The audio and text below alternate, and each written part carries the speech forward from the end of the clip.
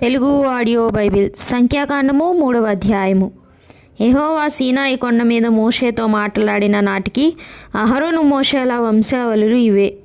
అహరోను కుమారుల పేర్లు ఏవనగా తొలుత పుట్టిన నాదాబు, అబీహు, ఎలియాజరు, ఈతామారు అనునవే. ఇవి అభిషేకము నొంది యాజకులైన అహరోను కుమారుల పేర్లు. వారు యాజకులగునట్లు అతడు వారిని ప్రతిష్ఠించెను. నాదాబు, అబీహులు సీనాయి అరణ్యమందు యెహోవా సన్నిధిని అన్యాగ్ని నర్పించినందున వారు యెహోవా సన్నిధిని చనిపోయిరి. వారికి కుమారులు కలుగలేదు గనుక ఎలియాజరు, ఈతామారును తమ తండ్రి అయిన అహరోను ఎదుట యాజక సేవ చేసిరి. మరియు యెహోవా మోషేకు ఇలాగు సెలవిచ్చెను, నీవు లేవీ గోత్రికులను తీసుకొని వచ్చి వారు అతనికి పరిచారకులుగా ఉండునట్లు యాజకుడైన అహరోను ఎదుట వారిని నిలువబెట్టుము. వారు ప్రత్యక్షపు గుడారమును ఎదుట మందిరపు సేవ చేయవలెను. తాము కాపాడవలసిన దానిని, సర్వసమాజము కాపాడవలసిన దానిని వారు కాపాడవలెను. మందిరపు సేవ చేయుటకు ప్రత్యక్షపు గుడారం యొక్క ఉపకరణములన్నిటినీ, ఇశ్రాయేలీలు కాపాడవలసినదంతటినీ వారే కాపాడవలెను. కాగా నీవు లేవీయులను అహరోనుకును అతని కుమారులకును అప్పగింపవలెను. వారు ఇశ్రాయేలీయులలో నుండి అతని వశము చేయబడిన వారు. నీవు అహరోనును అతని కుమారులను నియమింపవలెను. వారు తమ యాజక ధర్మమును అనుసరించి నడుచుకొందురు. అన్యుడు సమీపించిన ఎడల వాడు మరణశిక్ష నొందును. మరియు యెహోవా మోషేకు ఇలాగు సెలవిచ్చెను, ఇదిగో నేను ఇశ్రాయేలీయులలో తొలిచూలి అయిన ప్రతి మగపిల్లకు మారుగా ఇశ్రాయేలీయులలో నుండి లేవీయులను నా వశము చేసుకొని ఉన్నాను. ప్రతి తొలిచూలియు నాది గనుక లేవీయులు నా వారయిందురు. ఐగుప్తు దేశంలో నేను ప్రతి తొలిచూలును సంహరించిన నాడు మనుషుల తొలిచూలులనేమి పశువుల తొలిచూలులనేమి ఇశ్రాయేలీయులలో అన్నిటినీ నా కొరకు ప్రతిష్ఠించుకొంటిని. వారు నా వారయిందురు. నేనే యెహోవాను.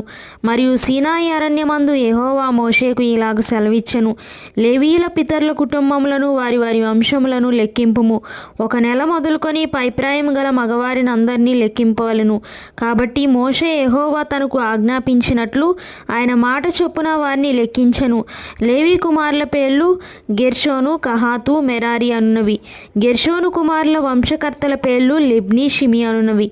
కహాతు కుమారుల వంశకర్తల పేర్లు అమ్రాము, ఇస్హారు, హెబ్రోను, ఉజ్జియేలు అనునవి. మెరారి కుమారుల వంశకర్తల పేర్లు మహలి, ముషి. వారి వారి పితరుల కుటుంబముల చొప్పున ఇవి లేవీయుల వంశములు. లిబ్నీయులు, షిమీయులు గెర్షోను వంశస్థులు. గెర్షోనీయుల వంశపు వారు వీరే. వారిలో లెక్కింపబడిన వారు అనగా 1 నెల మొదలుకొని పైప్రాయము గల మగవారందరిలో లెక్కింపబడిన వారు 7,500 మంది. గెర్షోనీయుల వంశములు మందిరము వెనుకను అనగా పడమటి దిక్కున దిగవలెను. గెర్షోనీయుల పితరుల కుటుంబంలో లాయేలు కుమారుడైన ఎలీయాసాపు ప్రధానుడు. ప్రత్యక్షపు గుడారంలో గెర్షోను కుమారులు కాపాడవలసినవేవనగా మందిరము గుడారము, దాని పైకప్పు, ప్రత్యక్షపు గుడారము ద్వారపు తెరయు, ప్రాకార యవనికలు, మందిరమునకును బలిపీఠమునకును చుట్టూనున్న ప్రాకార ద్వారపు తెరయు, దాని సమస్త సేవ కొరకైన త్రాళ్ళును. కహాతు వంశం ఏదనగా అమ్రామీయుల వంశము, ఇస్హారీయుల వంశము, హెబ్రోనీయుల వంశము, ఉజ్జియేలీయుల వంశము. ఇవి కహాతీయుల వంశములు. 1 నెల మొదలుకొని పైప్రాయము గల మగవారందరి లెక్క చూడగా 8,600 మంది పరిశుద్ధ స్థలమును కాపాడవలసిన వారైరి. కహాతు కుమారుల వంశములు మందిరం యొక్క ప్రక్కను అనగా దక్షిణ దిక్కున దిగవలసిన వారు. కహాతీయుల వంశముల పితరుల కుటుంబమునకు ప్రధానుడు ఉజ్జియేలు కుమారుడైన ఎలీషాపాను.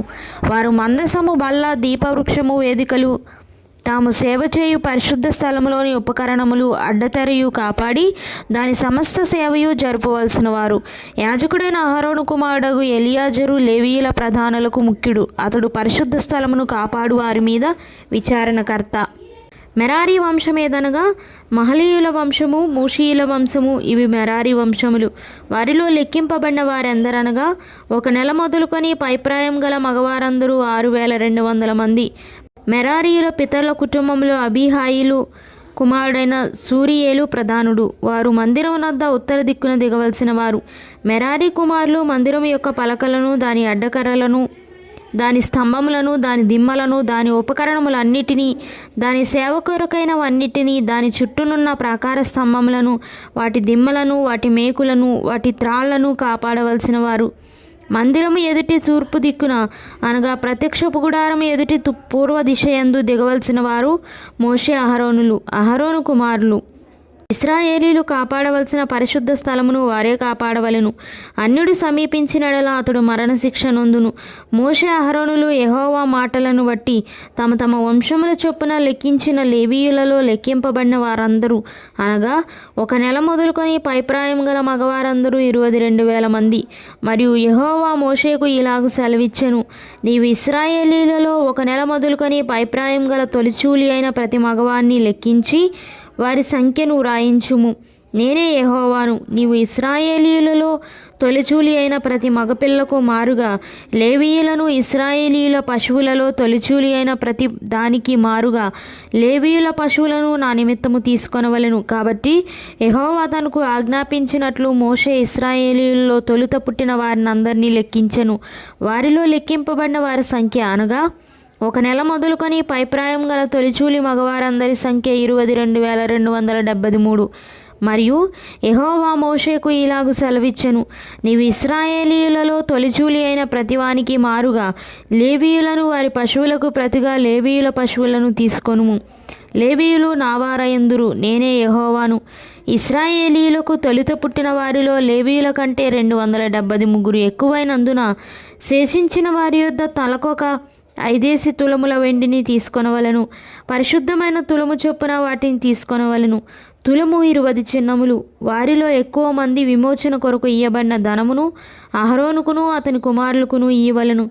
కాబట్టి మోషే లేవీయుల వలన విడిపింపబడిన వారి కంటే ఆ ఎక్కువైన వారి యొక్క విమోచన ధనమును తీసుకొనెను. పరిశుద్ధమైన తులము చొప్పున 1,365 తులముల ధనమును ఇశ్రాయేలీల జ్యేష్ఠ కుమారుల యొద్ద తీసుకొనెను. యెహోవా మోషేకు ఆజ్ఞాపించినట్లు యెహోవా నోటి మాట చొప్పున అహరోనుకును అతని కుమారులకును విడిపింపబడిన వారి విమోచన ధనమును మోషే ఇచ్చెను.